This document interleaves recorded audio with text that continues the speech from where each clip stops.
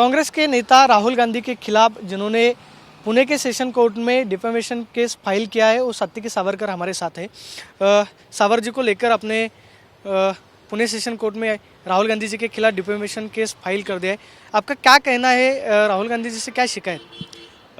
राहुल गांधी ने पिछले महीने में जब वो ब्रिटेन में थे तब एक समारोह में वहाँ की जो जनता थी उनके सामने बात रखते हुए सावरकर जी को बिना वजह बीच में घसीटा और उनका उल्लेख ऐसे करते हुए कि उन्होंने एक पुस्तक लिखा है जिसमें वो लिखते हैं कि वो और अन्य 5-6 उनके मित्र मिलके एक मुस्लिम व्यक्ति की पिटाई कर रहे हैं और ये दृश्य देखकर उन्हें बड़ा आनंद मिल रहा है। आगे जाके राहुल गांधी कहते हैं कि ये जो मेंटालिटी है, जो मानसिकता है, उसको कायर कहते हैं और ये जो पूर्ण प्रसंग है वो काल्पनिक है, वो झूठा प्रसंग है। सावरकर जी ने कभी भी ऐसा महसूस नहीं किया है अपने कार्यकाल में या फिर जीवन में, और ना ही उसके बारे में ऐसा कुछ लिखा है कि उन्हें आनंद मिल रहा था। वास्तव रूप से देखा जाए तो सावरकर जी बहुत ही रैशनल थे। किसी भी व्यक्ति के ओर देखना है तो उसका धर्म, उसकी जात मत देखो, केवल उसको एक वो मनुष्य है उसी स्वभाव से देखो, ऐसा उनका मानना था। और आप देख रहे हैं कि पिछले कई सालों से राहुल गांधी ऐसे ही आरोप लगाते हैं जिनमें कोई तथ्य नहीं है, कोई संदर्भ नहीं है। तो ऐसे तथ्यहीन आरोप लगाना बहुत गलत बात है और हम सावरकर जो परिवार है और सावरकर जी के जो समर्थक है उन सबको ये बात खटकी है और हमें बहुत बुरा लगा है। तो राहुल गांधी जी देश में तो बोलते हैं लेकिन जब विदेश में भी जाते हैं तब सावर जी के ऊपर बोलते हैं। राहुल जी के मन में क्या चल रहा है? बार बार वो सावर जी के बारे में बोलते हैं और बातें रखते हैं, तब उनके ऊपर टिकाई हो जाती है, फिर बातें वापस लिया जाता है।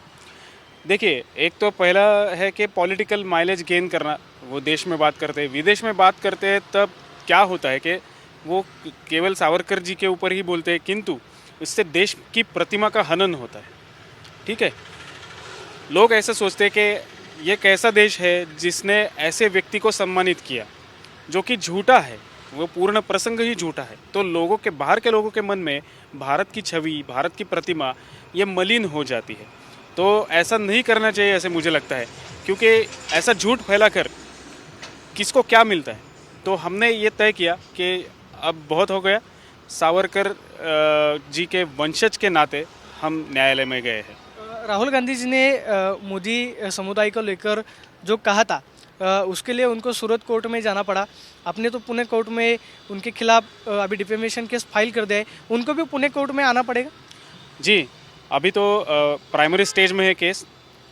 न्यायालय मेरे विचार से जल्दी ही समन भेजेगा राहुल गांधी को और उन्हें पुणे कोर्ट शिवाजी नगर में जो स्थित है वहाँ पे आना पड़ेगा, क्योंकि न्यायपालिका सबसे ऊपर है, उसके सामने सब एक समान है, तो अन्य कोई नियम उनको लागू नहीं होता।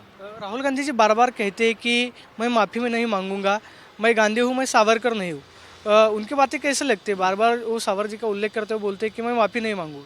ये आधा सच है, वो सावरकर नहीं है ये तो सच है, लेकिन ये वही राहुल गांधी है जिन्होंने अभी जो प्रकरण चल रहा है, चौकीदार ही चोर है, वो ऐसा आरोप किया था उन्होंने।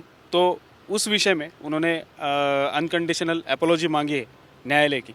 तो ये आधा सच है, वो सावरकर नहीं है, लेकिन पूरा सच ये है कि वो माफ़ी मांग चुके हैं और उनका नाम भी राहुल गांधी है। इस केस में राहुल गांधी को शिक्षा हो सकती है?